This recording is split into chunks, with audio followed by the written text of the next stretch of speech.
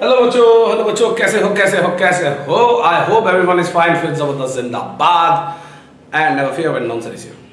चलो हम आज समय ना वेस्ट करेंगे, अगला वीडियो अपलोड कर रहे हैं जबरदस्त तरीके से। तो चलिए देखिए, case number 5 and case number 6 number resonance के आज अंतिम सेक्शन पे आ चुके हैं। आज के क्लास बहुत ही ज्यादा इंपॉर्टेंट भी होंगे, इंटरेस्टिंग भी होंगे। नए नए फैक्ट्स फिगर्स के साथ हम लोग डिटेल्स में पढ़ने जा रहे हैं बच्चों। तो केस नंबर 5 देखिए। चलिए बच्चों, lone pair with vacant p orbitals, lone pair with vacant d orbitals. Sir ये d ऑर्बिटल्स के साथ भी कुछ होता है क्या? होता है बच्चों, उसको d ऑर्बिटल रेजोनेंस बुलाते हैं। चलिए, applications of resonance we are going to discuss right now. समय ना वेस्ट करेंगे, पहला वाला ही यूज कर लेते हैं। Case 5 there is lp vacant p orbital. इसका अर्थ क्या है बता रहा है। आपके पास एक ऑर्बिटल है, उसमें लोन पेयर है भरा पड़ा, एक लोन पेयर है भरा पड़ा है एक ऑर्बिटल में। अब उसके साथ आपके पास एक वेकेंट p ऑर्बिटल है, इसके साथ एक सिग्मा बॉन्ड की कनेक्शन है, सिग्मा बॉन्ड की कनेक्शन है बच्चों, और इधर लोन पेयर है। अब ये ठहरा आपका वेकेंट भैया, ये वेकेंट p ऑर्बिटल है बेटा, ठीक है, ये वेकेंट p ऑर्बिटल है। ये वो ऑर्बिटल है, ऑर्बिटल कंटेनिंग लोन पेयर, ठीक है। लोन पेयर एक ऑर्बिटल में है, वेकेंट p ऑर्बिटल दूसरा सेक्शन में है। अब क्या करें? अबे कुछ मत करना, टेंशन मत लो। यहां से लोन पेयर यहां तक जा सकता है, यहां से लोन पेयर यहां तक जा सकता है, and a new pi bond will be established, pi bond will be established, ठीक है बच्चों। एक नया सा पाई बॉन्ड एस्टैब्लिश हो चुका है, and this is between a lone pair and a vacant p orbital। इसके लिए इसका मतलब अनिवार्य है कि अगर एक बंदा है A और दूसरा एक बंदा है B, दोनों में एक सिग्मा बॉन्ड तो है, दोनों में एक सिग्मा बॉन्ड होना जरूरी है, नहीं तो अगर बॉन्डिंग ही ना हो अब लोन पेयर कैसे ट्रांसफर करोगे? तो स्टार्टिंग में इसके पास लोन पेयर था, इधर वेकेंट ऑर्बिटल गड्ढा था, या नहीं तो पॉजिटिव चार्ज, दोनों ही कंडीशन थे। आपको याद है शायद, वेकेंट p ऑर्बिटल्स के लिए क्या क्या चाहिए, बोलो क्या क्या चाहिए। वेकेंट p ऑर्बिटल्स के लिए आपको चाहिए या तो कार्बोकेटाइन चाहिए, नहीं तो भैया जी बोरॉन होंगे, नहीं तो एल्यूमिनियम, तीन ही तो केस थे। और लोन पेयर भैया कहाँ पे हो सकता है? किसी भी ऊपर जिसके ऊपर नेगेटिव चार्ज या लोन पेयर हो बच्चों, उन हर केस में आपको क्या मिलेगा? कुछ नहीं बेटा, लोन पेयर मिलेगा। वही लोन पेयर आप आराम से यहां तक माइग्रेट करवाओगे, ये देखने के लिए हो जाएगा डबल बॉन्डेड सिस्टम। ये होगा double bonded system. You might get a positive charge and a negative charge, might not be a positive and a negative charge, सिर्फ पाई बॉन्ड बन के ही रह सकता है।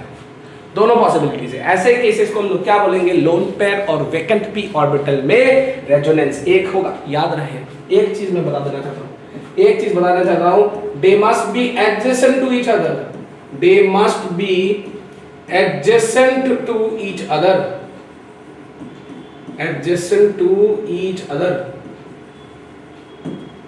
ठीक है, they must be adjacent to each other। क्या सारे बच्चों का क्लियर है इतना? क्लियर है? चलो लिखो आराम से जल्दी। अभी कंडीशंस वगैरह हमको सब कुछ पढ़ना है, जबरदस्त तरीके से करना है, जीवन को अनिवार्य रखना है, ठीक है। तो चलिए अभी एग्जांपल्स के तौर पे कुछ देख लेते हैं। तो आपको मैंने बताया कि दो कंडीशन है, एक के पास लोन पेयर, दूसरे के पास आपका वेकेंट ऑर्बिटल। एक के पास लोन पेयर, दूसरे के पास वेकेंट ऑर्बिटल। एक ध्यान में बच्चा, क्या ये वेकेंट ऑर्बिटल आपका d ऑर्बिटल है? नहीं, क्योंकि हम लोग यहाँ पर क्या पढ़ रहे हैं? वेकेंट p ऑर्बिटल, तो ये बेटा p ऑर्बिटल ही होगा, ये बेटा आपके p ऑर्बिटल्स ही होंगे। इसके हिसाब से अगर आप देखो तो मैं अभी दो डिवीजन कर देता हूं। सर डिवीजन क्यों कर रहे हो यार? सर आप डिवीजन क्यों कर रहे हो? डिवीजन करना जरूरी है, तभी तो समय से आपको पता चलेगा कौन क्या करेंगे। तो यहां मैं वो ले लेता हूं जिसके पास वेकेंट ऑर्बिटल्स है, ठीक है, यहां मैं वो ले लेता हूं जिनके पास वेकेंट ऑर्बिटल्स है। अगर वेकेंट ऑर्बिटल्स थोड़ा बहुत भी रहा तो हम लोग को थोड़ा क्लियरिटी आएंगे। वेकेंट ऑर्बिटल्स में कौन कौन हो सकते हैं? बोरॉन हो सकता था बेटा, बोरॉन में एक वैकेंसी गड्ढा था, याद है। फिर कौन हो सकता था बेटा? एल्यूमिनियम हो सकता था, इसमें भी एक गड्ढा था। नहीं तो ये कौन हो सकते हैं? कार्बोकेटाइन, जो एक गड्ढा है। तो ultimately a very important concept कि वो वेकेंट ऑर्बिटल में आप कौन कौन से एलिमेंट के साथ खेलोगे। तीन ही एलिमेंट है बेटा, एक बोरॉन के ऊपर गड्ढा चार्ज, मतलब गड्ढा चार्ज तो नहीं, गड्ढा is a very big pothole of boron, a very big pothole of aluminium और एक pothole कार्बोकेटाइन के साथ, ठीक है, कार्बन के ऊपर पॉजिटिव चार्ज रहना चाहिए। सर ऐसा क्या है? अरे भूल मत जा, फॉर्मल चार्ज याद कर। ठीक है, तो वेकेंट ऑर्बिटल के पास यहाँ पर अभी इसके पास दूसरे कंडीशंस में क्या होंगे आपके लोन पेयर्स।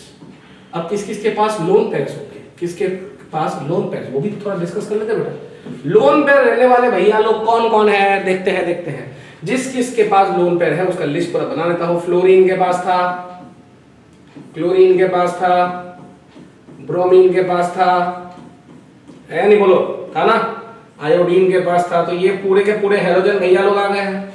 फिर ऑक्सीजन के पास दो लोन पेयर थी लेकिन एक ही काम करेंगे, दो लोन पेयर है एक ही काम करेंगे। सल्फर के पास दो लोन पेयर है एक ही काम करेंगे। नाइट्रोजन के पास एक लोन पेयर है एक ही काम करेंगे। फास्फोरस के पास एक लोन पेयर है एक ही काम करेंगे। समझ में आ रहा है बच्चों? समझ में आ रहा है? देखो यहाँ पर एक ही लोन पेयर है वही काम करेगा, दो लोन पेयर है दोनों में से एक काम करेगा, तीन लोन पेयर है एक ही काम करेंगे बच्चों। और अंत में होगा आपका कार्बन के ऊपर लोन पेयर, जिसका मतलब ये कुछ और नहीं नेगेटिव चार्ज बताता है। मतलब आज से याद रखे, अगर आपको जिंदगी में वैकेंट ऑर्बिटल और लोन पेयर की रेजोनेंस दिखनी है तो कौन से एलिमेंट्स वैकेंट ऑर्बिटल के लिए देखेंगे? Boron, aluminium and कार्बोकेटायंस।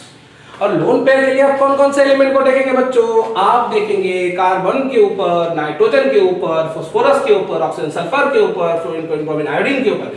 सर ये कुछ हमें दिखाई सा लग रहा है, ये लिस्ट हमको कुछ दिखाई सा लग रहा है। हाँ बेटा, ये केस 2 वाली ही लिस्ट है, केस 2 वाली ही लिस्ट है जिसमें नेगेटिव चार्ज के साथ हम लोगों ने रेजोनेंस को पढ़ा था। सर ये भी कुछ दिखाई सा लग रहा है, ये भी कुछ दिखाई सा लग रहा है। बताते हैं बेटा, ये केस 1 है, ये केस 1 वाला, जहां पर कार्बोकेटायंस के साथ बोरॉन और एल्यूमिनियम को भी हम लोगों ने डिटेल से डिस्कस की थी। क्लियर है बेटा? पक्का पूरा क्लियर? लिख ले, यही कंडीशंस है। वैकेंट हो तो बोरॉन, एल्यूमिनियम और कार्बोकेटायंस। नॉन वैकेंट या in other words lone pair के कंटेंट्स बहुत ज्यादा हो तो carbon ions, nitrogen, phosphorus, oxygen, sulphur, fluorine, chlorine, bromine, iodine. वही बच्चा पूछेगा सर आप यहाँ पर फास्फोरस के नीचे आर्सेनिक, एंटीमोनी, बिस्मथ नहीं लिखे, गंदा काम किया। सर आपने सेलेनियम, टेलोनियम, पोलोनियम नहीं लिखा, गंदा काम किया। बेटा नहीं करूंगा, नहीं चाहिए, क्योंकि ऑर्गेनिक केमिस्ट्री में उसकी कोई जरूरत होती नहीं है। इज इट क्लियर बेटा? तो लिख ले आराम से लिस्ट नोट्स जबरदस्त तरीके से बनाना अनिवार्य है। तो आप कुछ प्रैक्टिस करेंगे, कुछ प्रैक्टिस करेंगे, ठीक है? क्या प्रैक्टिस करेंगे? रेजोनेंस प्रैक्टिस करेंगे बेटा, रेजोनेंस प्रैक्टिस करेंगे। तो यहाँ पर मान लीजिए मैं CH2OH, पहले मैं काम करता हूँ, मैं ऐसे दे देता हूँ, फिर हम लोग देखेंगे इसका रेजोनेंस। 2-3 एग्जाम्पल्स हम लोग करेंगे अभी बच्चों, उसका टेंशन ना लीजिए, ठीक है? तो CH2+OH हो गया, इधर हम लोग CH2+ फिर NH2 के साथ डिस्कस करने जा रहे हैं। फिर तीसरा वाला मान लीजिए मैं CH2+ और क्लोरीन के साथ डिस्कस करने जा रहा हूं, तब क्या होगा? कुछ नहीं बेटा, वैकेंट कार्बोकेटायन है, मतलब वैकेंट है या नहीं? कार्बोकेटायन है, वैकेंट है। अगर वैकेंट है तो इसमें लोन पेयर है बेटा, लोन पेयर रेजोनेंस करेगा और आपका अगला स्ट्रक्चर क्या बन जाएगा? CH2 डबल बॉन्ड OH, लेकिन O के माथे के ऊपर पॉजिटिव चार्ज। मत पूछो यार क्यों सर पॉजिटिव चार्ज? एक रीजन सर इसने डोनेट किया, इसके लिए उसके ऊपर पॉजिटिव चार्ज। दूसरा रीजन भाई फॉर्मल चार्ज को जिंदगी में छोड़ना अनिवार्य है, इसको नहीं छोड़ सकते, ठीक है? अब यहां पर आ गई है लोन पेयर, इधर भी डाल दो आराम से। आपको स्पॉट करना है वेकेंट और लोन पेयर, एडजेसेंट होना जरूरी है, CH2 double bond and H2 फिर प्लस चार्ज। फिर इधर आ जाएंगे क्लोरीन, लोन पेयर सर बड़े हैं, दे रहा हूं ना, आराम से काहे टेंशन लेते हो? CH2 डबल बॉन्ड क्लोरीन के ऊपर पॉजिटिव चार्ज। यहाँ पर 3 लोन पेयर है, अभी लोन पेयर यहाँ पर 2 ही बचे हैं। एक बार चेक कर लेते हैं सर ठीक है या नहीं, बताते हैं। सुनो, क्लोरीन के साथ how many electron should be there in the chlorine atom? 7 बेटा, 7।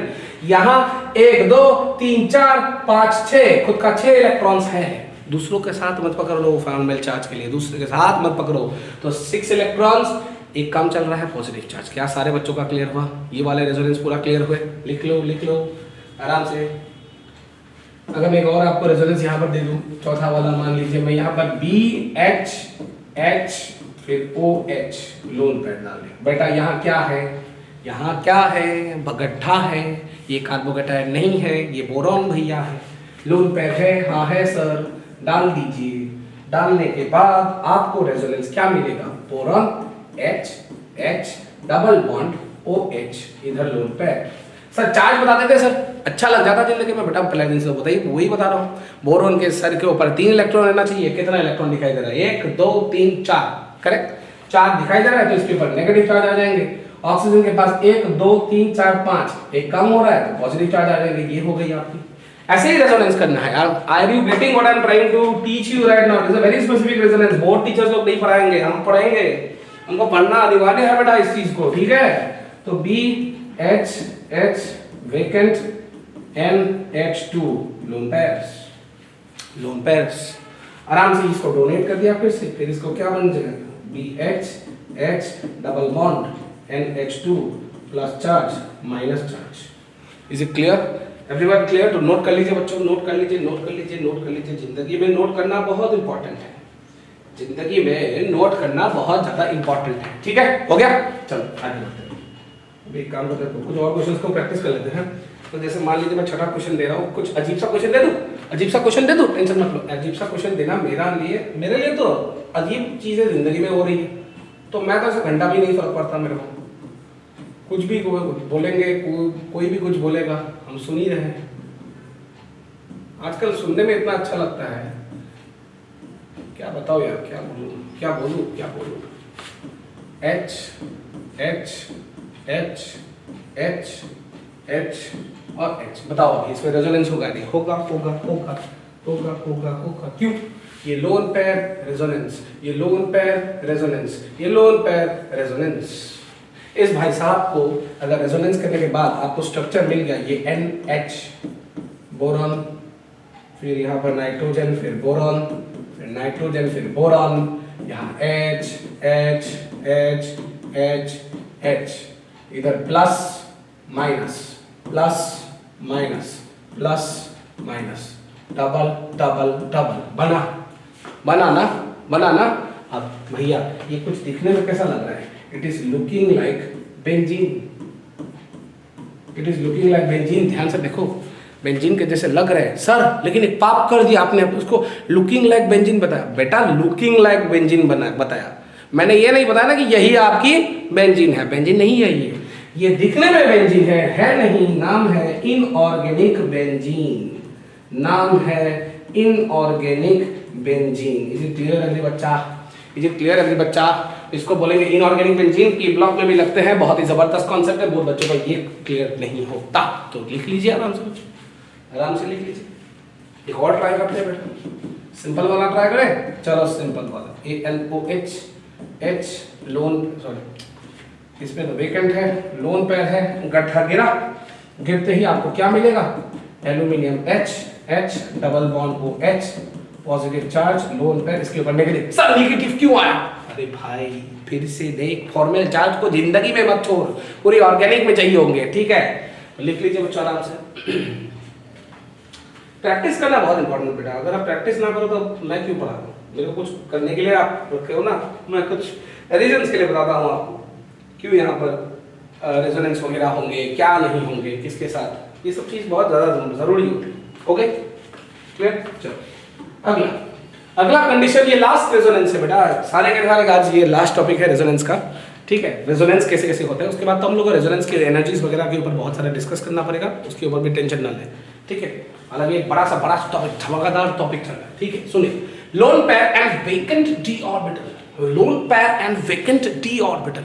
डी ऑर्बिटल के लिए आपको लोन पेयर होना जरूरी है। अब इंपॉर्टेंट चीज, एक हो गई आपके पास लोन पेयर वाले भैया जी, दूसरे वाले इस बार होंगे आपके वेकेंट डी ऑर्बिटल वाले भैया जी।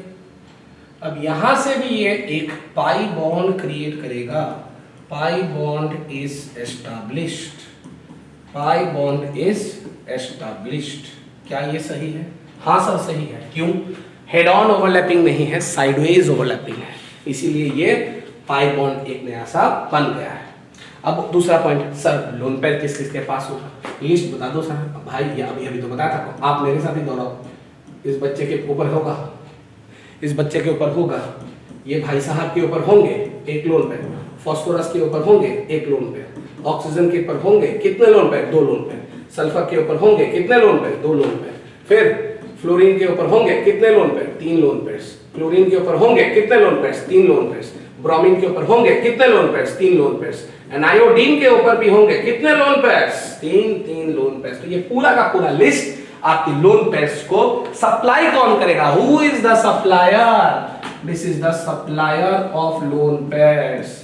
सप्लायर ऑफ लोन पेयर्स, यही कैटेगरी आपको हमेशा जिंदगी में सप्लाई करेंगे ऑर्गेनिक केमिस्ट्री में। इन एलिमेंट्स के अलावा याद रखिए ये 9 एलिमेंट्स या 9 सिस्टम्स के ऊपर 4 2 2 1 ये 9 के अलावा कोई लोन पेयर सपोर्ट नहीं करता, कोई हेल्प नहीं करता इलेक्ट्रॉन डोनेट करने के लिए। क्या सारे बच्चों का क्लियर है? क्या सारे बच्चों का क्लियर है? क्लियर है तो नोट करो, नोट करो। क्लियर है बेटा? पूरा क्लियर? चलो एग्जांपल कर लेते हैं।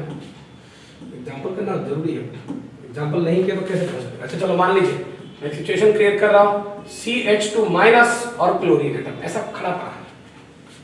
तो बहुत बच्चे कंफ्यूज हो जाएंगे, सर ये क्या बोल रही है, क्या इसमें रेजोनेंस है, क्या इसमें रेजोनेंस है? आप तो बोलेंगे सर नहीं है, मैं बताऊंगा ना, है पक्का है। ये आप थोड़ा कंफ्यूज हो चुके हैं अभी। कैसे सर? बताता हूं। Chlorine is which period element? Chlorine कौन सा पीरियड का एलिमेंट है? इतना बताओ। थर्ड पीरियड की एलिमेंट है बेटा, ये थर्ड पीरियड के एलिमेंट है। अगर थर्ड पीरियड के एलिमेंट है तो थोड़ा और ध्यान से देखिए। थर्ड पीरियड में n if it is 3, l की वैल्यू 0 1 एंड 2 होती है। ये एजीम्यूथल क्वांटम नंबर को पहले क्या है? सर एजीम्यूथल क्वांटम नंबर क्या था भाई? जो 3s 3p 3d बताते हैं वही एजीम्यूथल क्वांटम नंबर था बेटा। तो l की वैल्यू अगर 0 है तो हमको एक सबशेल मिलता है 3s, अगर 1 है तो मिलते हैं 3p, और अगर 2 है तो हमको मिलता है 3d। मतलब oops, you are getting an 3d orbital. ये कब मिलेगा? जब वो बंदा ये एटलीस्ट थर्ड पीरियड और हायर पीरियड्स के हो, मतलब if an element is belonging to period number 3 या उससे बड़ा, पीरियड नंबर 3 या उससे बड़ा अगर कोई एलिमेंट है और साथ ही के एलिमेंट में आपके पास लोन पेयर है, जबरदस्त, जय माता दी, जिंदाबाद, डायरेक्ट ठोक दो इस पॉइंट में। ठोकने के बाद आपको क्या करना है? CH2-, इधर आपके पास क्लोरीन, ये लोन पेयर डाल दिया। इसका रेजोनेंस होने के बाद कैसे लगेगा? CH2 डबल बॉन्ड Cl- आ जाएगा। Cl- आ जाएगा। क्यों? क्योंकि इसके पास अभी 1 2 3 4 5 6 7 8 इलेक्ट्रॉन आ चुके हैं। क्लोरीन के पास नॉर्मली कितने इलेक्ट्रॉन होना चाहिए बच्चा? 7 इलेक्ट्रॉन होना चाहिए। अभी कितने हो रहे हैं? 8। तो हो गई ना, हो गई, बन गई। Is it clear everybody? ये एक कौन सा एग्जांपल है। दूसरा एक एग्जांपल लेता हूं। अगर मान लीजिए मेरे पास NH2 है और इधर मैंने सल्फर H ये ले ली, क्या यहाँ पर रेजोनेंस होगा? हाँ, लोन पेयर है, सप्लाई करेंगे। सर क्यों बताता हूं बेटा। Sulphur is which period element? Third period element. और अगर थर्ड पीरियड एलिमेंट है या उससे बड़ा है तो वो लोन पेयर आराम से रेजोनेंस करेगा। Definitely it will be forming NH2 double bond SH plus, इधर सॉरी बच्चा पार्टी, इधर माइनस और इधर plus. Is it clear everybody?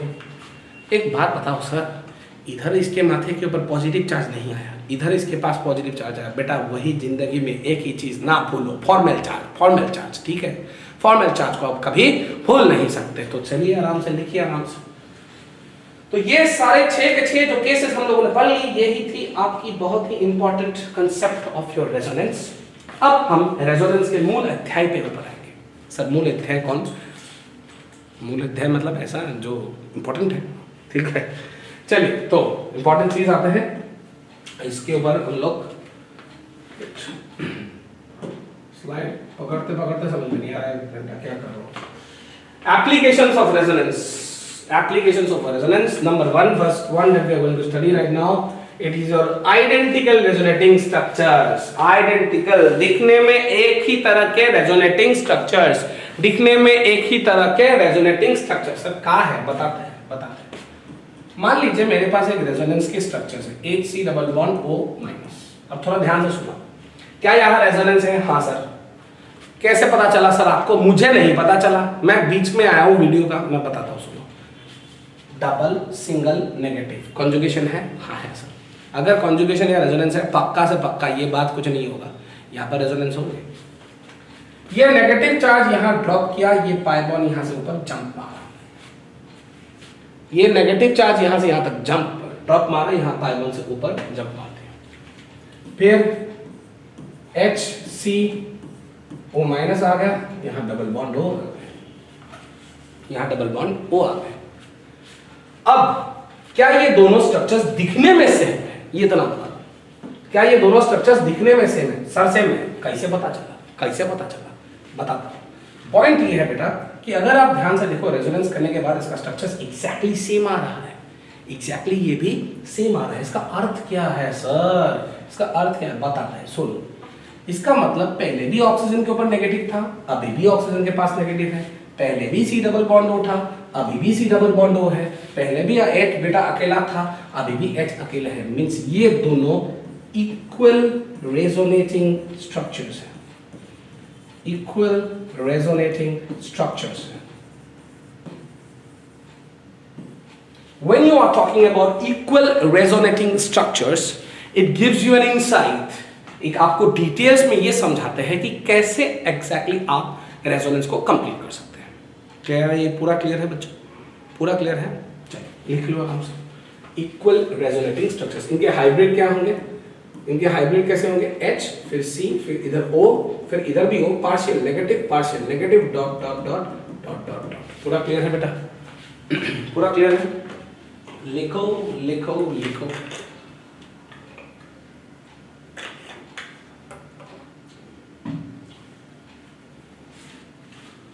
Clear सारे?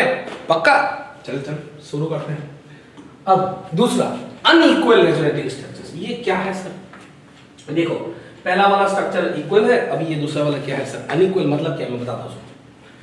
मान लीजिए मेरे पास कुछ ऐसा रेजोनेटिंग स्ट्रक्चर्स है, क्या इसमें रेजोनेंस है? पहले सर मैं फिर से भूल गया, मैं फिर से बताऊंगा, मैं फिर से भूल गया, मैं फिर से बताऊंगा, जब तक सिलेक्शन हो तब तक जोड़ता रहूंगा। तो ये CH2 माइनस यहाँ पर यहाँ से रेजोनेंस होंगे ना सर? होंगे। Double single negative. पूरा क्लियर बेटा? पूरा क्लियर है? नेगेटिव चार्ज रेजोनेंस हुआ, इधर मूव हुए, ये CH2 ये CO माइनस, इधर डबल बॉन्ड, इधर H। किसी बच्चे का डाउट है बता दो जल्दी, किसी भी बच्चे का बता दो डाउट है, अगर क्लियर है पूरा रखना चाहिए। तो फिर हम लोग बनाएंगे यहाँ रेजोनेंस हाइब्रिड। हाइब्रिड का अर्थ क्या है? हाइब्रिड का अर्थ क्या है? तो CH2 COH for this particular point ध्यान से रखें, पार्शियल नेगेटिव, यहाँ भी partial negative, dotted bonds, dotted bonds. Is it clear everybody? तो यही हम लोग बोलेंगे। Please keep it in mind, कभी ना भूल करें इस चीजों को कि आप ध्यान से इन दोनों को देखो, दोनों में क्या डिफरेंस है, दोनों में डिफरेंस क्या है। एक बार अभी देखो, हाइड्रोजन सेम, ठीक है, हाइड्रोजन सेम, लेकिन डिफरेंस क्या है?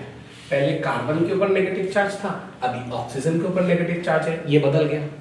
फिर मैं अलग अलग कलर से दे रहा हूं, पहले C डबल बॉन्ड O था, अभी C डबल बॉन्ड C बन गया। इसका अर्थ क्या है बेटा? ये सब चीज चेंज हो रहे हैं। ऐसे में तो रेजोनेंस तो है बेटा, resonance, I am not denying कि रेजोनेंस नहीं है। सर क्या आपने क्या बोल दिया? रेजोनेंस अच्छा नहीं है? अच्छा नहीं बता रहा हूं बेटा, ये स्ट्रॉन्ग रेजोनेंस नहीं है, ठीक है।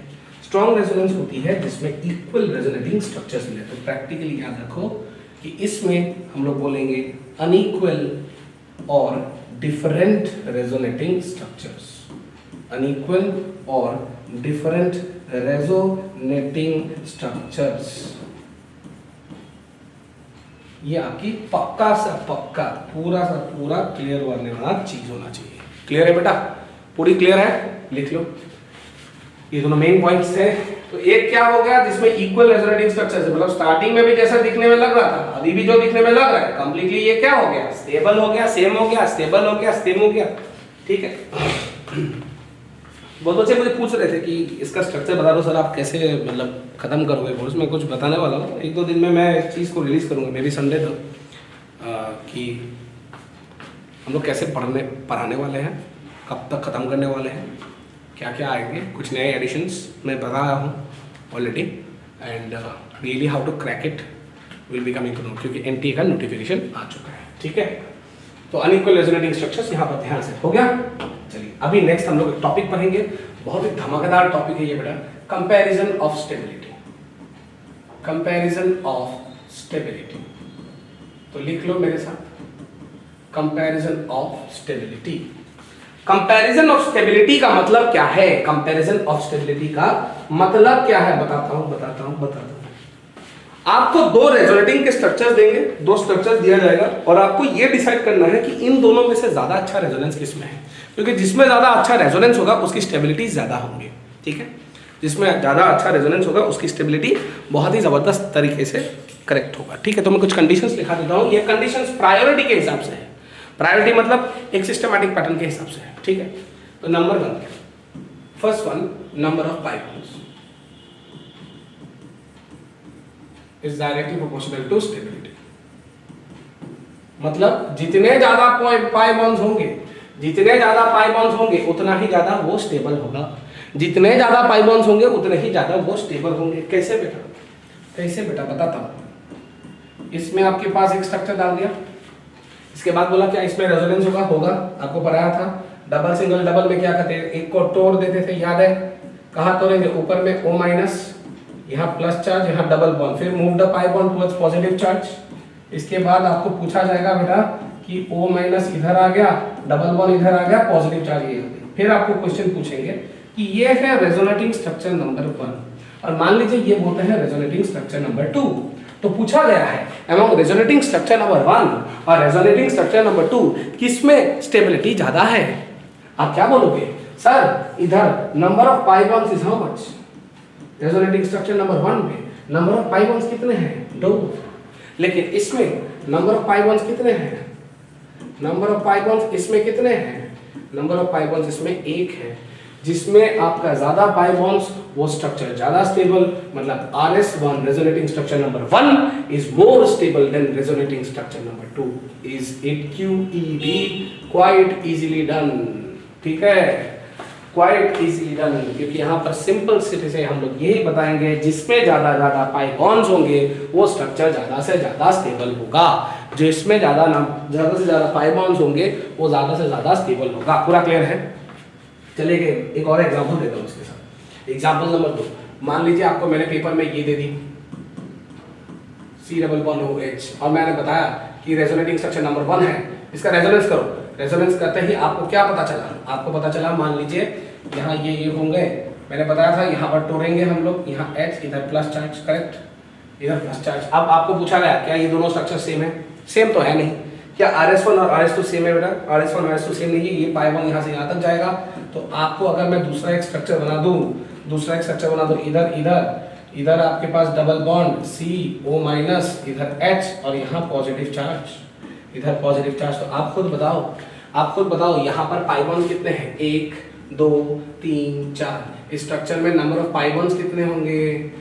इस स्ट्रक्चर में नंबर ऑफ पाई बॉन्ड्स कितने होंगे? 4। इस स्ट्रक्चर में नंबर ऑफ पाई बॉन्ड्स कितने हैं? 1 2 3। नंबर ऑफ पाई बॉन्ड्स कितने होंगे? 3। तो नंबर ऑफ पाई बॉन्ड्स 3 है और नंबर ऑफ पाई बॉन्ड्स 4 है। खुद बताइए जिसमें ज्यादा पाई बॉन्ड्स वो रेजोनेटिंग स्ट्रक्चर ज्यादा स्टेबल। अगर ये RS2 बना और अगर ये RS1 बना तो RS1 is again more stable then RS2। क्यों? जिसमें ज्यादा पाई बॉन्ड्स वो स्ट्रक्चर ज्यादा स्टेबल। Is it clear? लिख लो।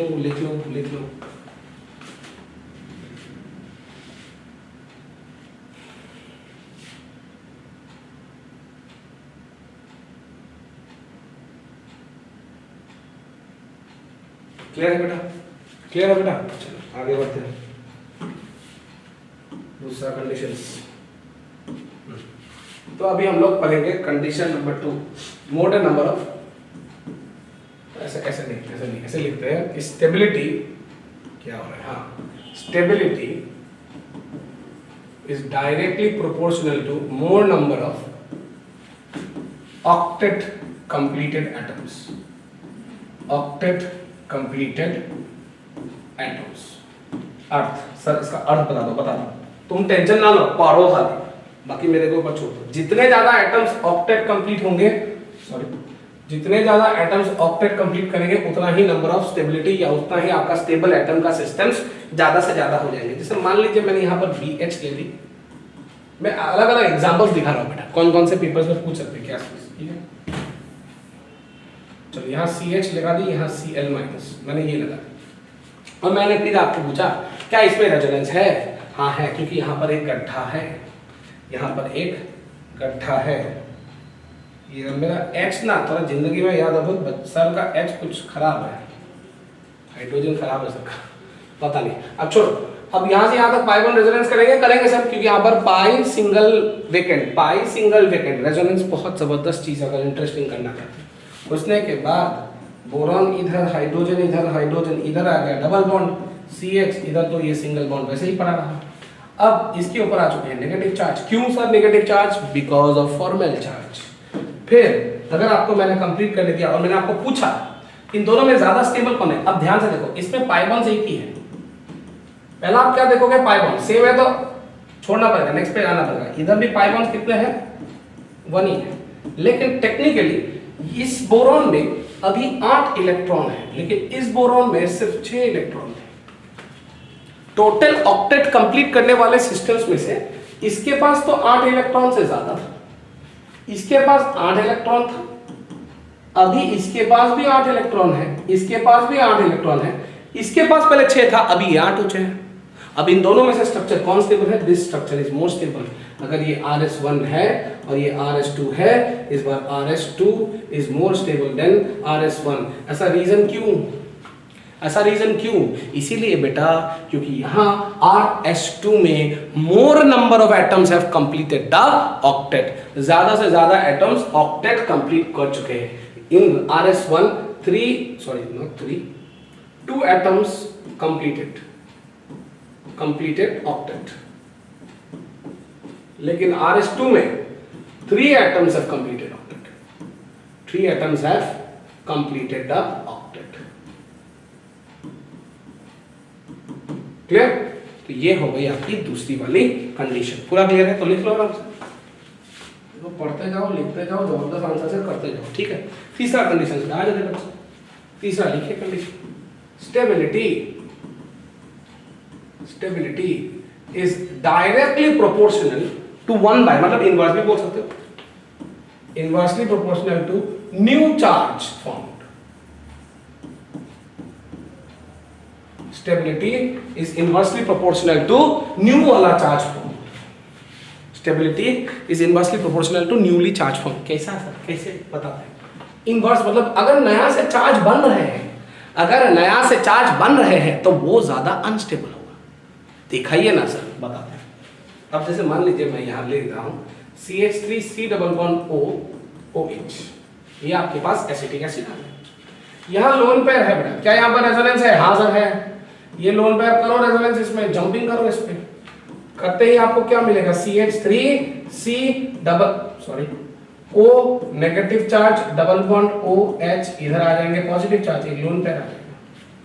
और यहां पर कितने लोन पेयर? 1 2 और 3 लोन पेयर। अब बताइए क्या करना है, अब बताइए यहां क्या करना है, आप बताओ, मुझे नहीं बताना। अब देखो इसमें पाई बॉन्ड्स कितने हैं? 1, ठीक है। इसमें भी पाई बॉन्ड कितने हैं? 1। दूसरा कंडीशन अभी क्या था? ऑक्टेट, दोनों में सेम नंबर ऑफ ऑक्टेट, ये भी ऑक्टेट कंप्लीट, ये भी ऑक्टेट कंप्लीट। ये मत सोचना ऑक्सीजन के ऊपर पॉजिटिव चार्ज है मतलब ऑक्टेट नहीं है, दिखा देता हूं अगर प्रूफ करना चाहता हूं। 1 2 3 4 5 6 7 8, इसका ऑक्टेट कंप्लीट है, इसका ऑक्टेट कंप्लीट, हर किसी का ऑक्टेट कंप्लीट है। मतलब पहला कंडीशन मिल चुका है सेम। दूसरा कंडीशन क्या है कि octet is also same, octet same, इधर भी ऑक्टेट सेम। अब कैसे करोगे? अब कुछ नहीं करोगे, जो करेगा डॉन्सर करेगा। सुन, क्या इस मॉलिक्यूल में एनी चार्ज था? देयर वाज नो चार्ज, मतलब ये प्रैक्टिकली न्यूट्रल स्पेसीज था। ये क्या था बच्चों? Neutral species. लेकिन यहां क्या हो रहा है? यहां क्या हो रहा है? This is charge species. और आप सबको शायद एक चीज तो क्लियर होना चाहिए कि न्यूट्रल स्पेसीज और चार्ज स्पेसीज में न्यूट्रल स्पेसीज ज्यादा स्टेबल होता है, क्योंकि चार्ज आने से electrostatic force of attraction, stability बहुत ज्यादा कम हो जाएंगे। इज इट क्लियर कि अगर पाई बॉन्ड सेम है, ऑक्टेट भी कंप्लीट करने वाले एटम्स के नंबर भी सेम है, तो तीसरी पॉइंट कहां पे आ जाएंगे बच्चों? तीसरी पॉइंट कहां पे आ जाएंगे बच्चों? आएंगे ना, आएंगे। चार्ज स्पेसीज से न्यूट्रल स्पेसीज ज्यादा स्टेबल होगा। आराम से लिखो, आराम से लिखो।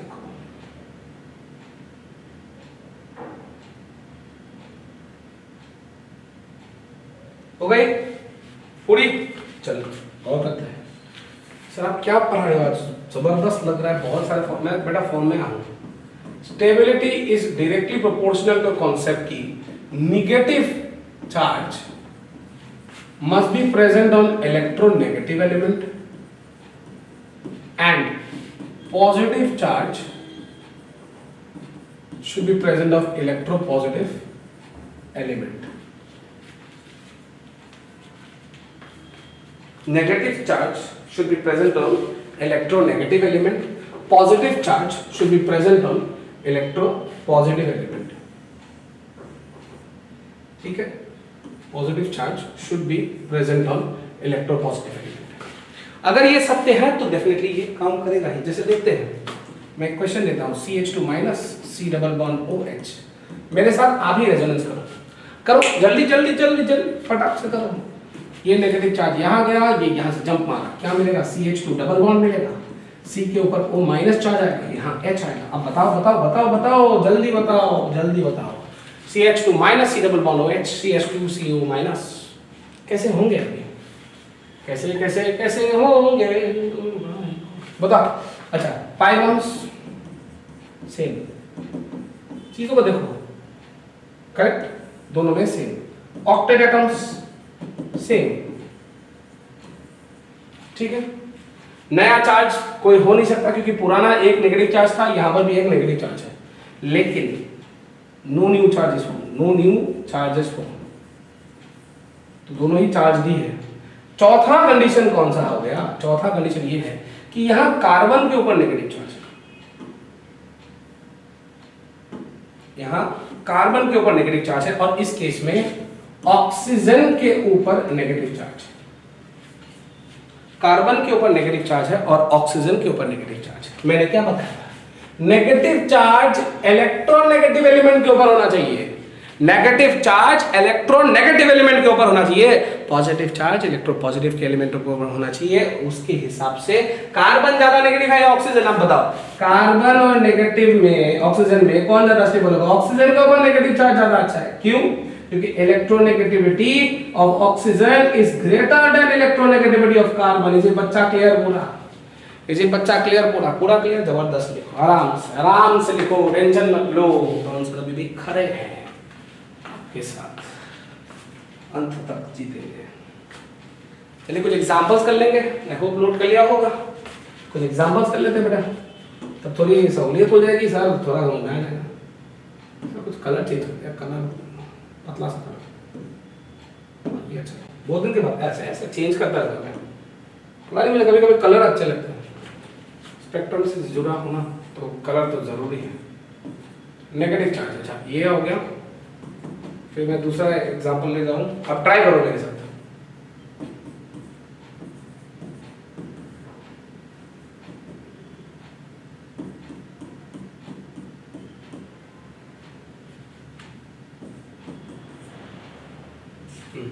ट्राई कीजिए ये तीनों जल्दी जल्दी। I hope everyone video pause करके इसको रेजोनेंस बना ले, पहले रेजोनेंस तो बना ले, रेजोनेंस बना लो, ज़्यादा अच्छा होगा। चलो रेजोनेंस कर दिया। I hope everyone has paused the video and started with the resonance. यहाँ डबल सिंगल नेगेटिव रेजोनेंस हो गया, यहाँ पर आराम से क्या मिलेंगे? O माइनस, इधर डबल बॉन्ड H, ये मिला। यहाँ नेगेटिव चार्ज यहाँ जा रहे हैं, यहाँ ये O minus NH double bond रहा, फिर यहाँ पाई बॉन्ड आ गए, डबल बॉन्ड O, इधर पॉजिटिव चार्ज ये रहा, मिल गया रेजोनेंस। अब डिसाइड करते हैं एक एक करके। इधर कार्बन के ऊपर नेगेटिव, इधर ऑक्सीजन के ऊपर नेगेटिव, कॉन्स्टेबल कॉन्स्टेबल बताओ, electronegativity of carbon negative, sorry carbon के ऊपर इलेक्ट्रोनेगेटिविटी ज्यादा बेटर है, ऑक्सीजन के ऊपर इलेक्ट्रोनेगेटिविटी ज्यादा बेटर है, ये बेटर है ऑब्वियसली। कौन सा stable structure? This one is more stable. इधर देखिए नाइट्रोजन के ऊपर नेगेटिव, इधर ऑक्सीजन के ऊपर नेगेटिव, नाइट्रोजन के ऊपर नेगेटिव बेटर है या ऑक्सीजन के ऊपर? आपको खुद पता है कि ऑक्सीजन ज्यादा इलेक्ट्रोनेगेटिव है, उसके ऊपर ज्यादा बेटर है, ये वाला ज्यादा स्टेबल। अब इधर ऑक्सीजन के ऊपर पॉजिटिव चार्ज, इधर कार्बन के ऊपर पॉजिटिव चार्ज, कार्बन के ऊपर पॉजिटिव चार्ज, ऑक्सीजन के ऊपर पॉजिटिव चार्ज, ये बेटर है। क्योंकि ध्यान से देखो, ये पिछला वाला कंडीशन ध्यान से देखिए बच्चों, positive charge on top of electropositive element, ये ध्यान में रखा है। कि positive charge on top of electro positive element. यहाँ पर पॉजिटिव चार्ज आ चुका है बेटा कार्बन के ऊपर, ये ज्यादा बेटर है इन कंपैरिजन टू ऑक्सीजन के ऊपर पॉजिटिव चार्ज। क्लियर है? पक्का पक्का पूरा क्लियर? ठीक है, चलो पांचवा कंडीशंस। ये रूल जो बना रहा हूँ पूरा सिस्टमैटिकली बना रहा हूँ बेटा। तो ये फिफ्थ कंडीशन है यार, मेरे को 5 लिखने में इसमें बहुत दिक्कत होती है। हाँ चलो, stability is directly proportional to. Fifth condition जो आप देखोगे सिस्टम्स में, फिफ्थ कंडीशन जो आप देखोगे सिस्टम्स वो क्या है? कुछ नहीं है बेटा, यहाँ पर ध्यान से देखो कि ऑपोजिट चार्जेस, ये फिर से कंडीशन हो गया, opposite charges must be close, like charges must be far.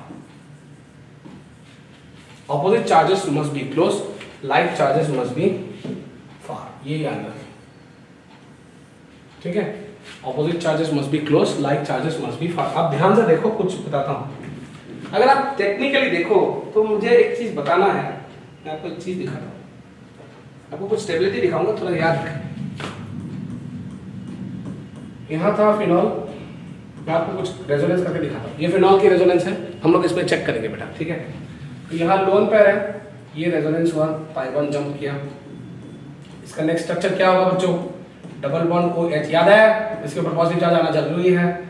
ये दोनों ऐसे रहेंगे, ये नेगेटिव चार्ज आ गए। अब ये नेगेटिव चार्ज यहाँ आया, ये पाई बॉन्ड से यहाँ 1 2 3, नेवर फॉरगेट। ओके, फिर यहाँ OH positive charge, double double इधर नेगेटिव, ठीक है? पॉजिटिव नेगेटिव, यहां नेगेटिव, ये पाई जंप अप, ये डबल बॉन्ड OH इधर पॉजिटिव नेगेटिव, ये नेगेटिव फिर से यहां से यहां तक। आपको अंतिम जो स्ट्रक्चर मिलेगा, आपको अंतिम जो स्ट्रक्चर मिलेगा वो कुछ नहीं, ये बताओ। आप क्वेश्चन ये है, इसका स्टेबिलिटी बता दो मुझे। I hope everyone has done the resonance with me. अब आपको स्ट्रक्चर में बताया कि ये P है, ये Q है, structure S and Q, P Q R S का P, सॉरी यार मेरे को इंग्लिश भूल गए, सॉरी बच्चों, इन गवार इंसान ना। P Q R S T। अब बताओ इनमें से रेजोनेंस सबसे बेस्ट वाला कहां पर? सबसे पॉइंट कि P और T दोनों बेस्ट है। ऐसा क्यों? क्योंकि दोनों में चार्ज नहीं है बेटा, बाकी सब तो ठीक है, चार्ज ही नहीं है। इसमें 3 pi bond 3 pi bond 3 pi bond 3 pi bond 3 pi bond, मुझे पता है, लेकिन यहाँ पर सबसे बेस्ट कंडीशन कहां पर है कि चार्ज नहीं है। P में भी चार्ज नहीं है और T में भी चार्ज नहीं है। Is it clear everybody? उसी तरह अब आपको डिसाइड करना है कि P और T तो खत्म हो चुके हैं, तो Q और S में आपको देखना है। अब थोड़ा ध्यान से देखेंगे, यहां पॉजिटिव चार्ज है, यहां नेगेटिव चार्ज है, थोड़ा क्लोज, ये थोड़ा क्लोज है। यहां पॉजिटिव चार्ज है, इधर नेगेटिव चार्ज, फार दूर है, ठीक है? यहां पॉजिटिव चार्ज, यहां नेगेटिव चार्ज, ये भी क्लोज है। और मुझे लगता है Q और S तो लगभग सेम ही है। हाँ सर सेम है, हाँ सर सेम ही है। तो Q एंड S ज्यादा इक्वल है, तो Q एंड S ज्यादा स्टेबल होंगे, क्योंकि सामने होने से लाइक चार्जेस सामने होने से बेटर होती है। लास्ट स्टेबिलिटी R आ जाएंगे, क्योंकि like charges are far away, like charges are far away. Is it clear? तो पूरा आराम से लिखिए, आराम से लिखिए, टेंशन ना लेके आराम से लिखो। क्लियर? क्लियर है? चलो दूसरा, अभी कौन सा हो गया? ये चढ़ा इसका। Sixth condition, stability is directly proportional to inductive effect. Sir ये क्या कर रहे हो? सर ये क्या कर रहे हो? आप रेजोनेंस में इंडक्टिव को क्यों खींच रहे हो? बेटा खींच इसलिए रहा हूं ना ताकि आपकी कॉन्सेप्ट पूरा क्लियर हो जाए। अब मैं फंसाने आ रहा हूँ, क्वेश्चन से मैं फंसा कभी भी सकता हूँ, ठीक है? तो मान लीजिए आपको मैंने ये बोल दी कि यहाँ पर एक नेगेटिव चार्ज है, आप इसका रेजोनेंस करो, जल्दी करो। क्या पॉज करके कर लेना है बेटा, ठीक है? ये नेगेटिव चार्ज यहाँ आया, ये पाई बॉन्ड यहाँ आ गई। अब इसके साथ क्या होंगे? डबल बॉन्ड इधर आया, नेगेटिव चार्ज इधर आया, हो गया। अब बताओ कैसे सेपरेट करोगे? कोई एक रूल कायम नहीं होता। क्यों? पहला रूल क्या बोलता है? Pi bonds same. दूसरा क्या बोलता है? Octet same. तीसरा क्या बोलता है नया चार्ज, चार्ज नहीं बना है, पहले से ही चार्ज था, ये भी नेगेटिव, ये भी नेगेटिव। चौथा क्या बताता है, इलेक्ट्रोनेगेटिव के ऊपर नेगेटिव चार्ज आना चाहिए, इलेक्ट्रोपॉजिटिव के ऊपर पॉजिटिव चार्ज आना चाहिए, वो भी सेम। 5 डिस्टेंस ऑफ सेपरेशन, बेटा लाइक चार्ज है इसकी बात ही नहीं हो सकती क्योंकि उसमें एक ही चार्ज है। अब आएंगे छठा पॉइंट ना, अब थोड़ा ध्यान से देखते हैं, बेसिक्स कभी ना भूले, इंडक्टिव इफेक्ट आ रहा है बेटा, ये है आपकी 2 डिग्री कार्बन आयन। ध्यान से देखिए, ये कार्बन इस कार्बन के साथ कनेक्टेड है, इस कार्बन के साथ भी कनेक्टेड है, लेकिन ये कार्बन एक के साथ कनेक्टेड है। This is a case of 1 degree carbanion. हम सबको पता है 1 degree carbanion is more stable than 2 degree carbanion by inductive effect. तो इसी रीजन के चलते ये स्ट्रक्चर ज्यादा स्टेबल होगा, ये रेजोनेंस स्ट्रक्चर ज्यादा स्टेबल होगा। इज इट क्लियर एवरीबॉडी बच्चा? इज इट क्लियर एवरीबॉडी बच्चा? पूरा क्लियर है? पूरा क्लियर है? पूरा चल लिख ले, पूरा लिख ले, हो गया? चलिए अगला point, the last point to the day, rule number 7। यार 7 ही लिखता हूँ। Stability is directly proportional to more number of benzenoid rings, और ये बोलते हैं, इसको हम लोग बोलते हैं is a Fries rule. French fries KFC का नहीं है बेटा, मैकडॉनल्ड्स और फ्रेंच फ्राइज नहीं है, ये फ्राइज रूल बोलते हैं इसको, ठीक है? चल चल चल चल चल काम करते हैं हम लोग। चलिए अभी सब ध्यान से सुनिए। यहाँ पाइगॉन्स ये एक स्ट्रक्चर बना दी मैंने बेटा, अब ध्यान से देखिए, बोलो ये कौन है? किसी को पता है ये कौन है? ये कौन है? ये कोई और नहीं है, ये हमारे नेफ्थलीन भैया है, जो सांप से दूर रखा जाता है, इंसेक्ट्स किलिंग के लिए होती है, और गलती से भी इसको कभी भी कंज्यूम नहीं करना चाहिए। It's highly toxic, carcinogenic. इसका अगर मैं रेजोनेंस करूं तो कैसे कर सकता हूं, मैं दिखाता हूं बेटा। मैं क्या कर रहा हूं, मैं साइड वाले को वैसे ही रख देता हूं, इन दोनों को वैसे ही रख दिया मैंने, ओके, और इन तीनों को मैंने घुमा दी, इसको यहां घुमा दी, इसको यहां घुमा दी, इसको यहां घुमा दी, ठीक है? देखते हैं ये और ये, ठीक है? बन गया। अब थोड़ा शांत से देखें आप अपने दिमाग के ऊपर थोड़ा जोर दे, आपको समझ में आएगा। इसमें 2 बेंजीन के रिंग्स है, लेकिन दिखाई एक देना है, only this is looking like benzene, is this part looking like benzene. इसको ढक दो, इसको ढक के काम करो, ठीक है? क्या ये बेंजीन साइड वाला, क्या आपको बेंजीन दिखाई दे रहा है? नहीं, ऐसा लग रहा है सिर्फ 2 पाई बॉन्ड्स है, ये वाला एक, ये वाला एक, करेक्ट? ये वाला और ये वाला, ये 2 पाई बॉन्ड्स आपको लग रहे हैं, ठीक है? लेकिन एक बेंजीन आपको दिखाई दे रहा है, so this is only 1 benzene ring या बेंजीनॉइड रिंग, कोई भी बोलो। लेकिन इसमें देखो, आपको अगर इसको सिर्फ देखना है, फिर भी 1 बेंजीन रिंग, ये बेंजीन रिंग लग रहा है। और थोड़ा ध्यान से देखें, ये देखो, ये भी 1 benzene ring. Total benzenoid rings कितना? टोटल बेंजीन रिंग्स कितना? 2। इधर टोटल कितना दिखाई दे रहा है तुमको? टोटल बेंजीनॉइड रिंग्स या बेंजीन रिंग्स कितना? 1। अब बता तगड़े से बता, किसमें बेंजीनॉइड रिंग्स ज्यादा लग रहे हैं? इसमें, जिसमें ज्यादा बेंजीनॉइड रिंग्स उसमें ज्यादा स्टेबिलिटी। क्या ये सारे बच्चों का क्लियर है? पूरा क्लियर है? I hope everyone is getting clear. ये वीडियो तो लास्ट तक देखने के लिए धन्यवाद, डॉन सर को सपोर्ट करने के लिए धन्यवाद। सत्य के साथ हमेशा जीतूंगा, हाँ सत्य को कभी नहीं छोड़ूंगा, यही बात। चलिए आज के लिए रखते हैं। Do not forget to like, share, subscribe, keep rocking.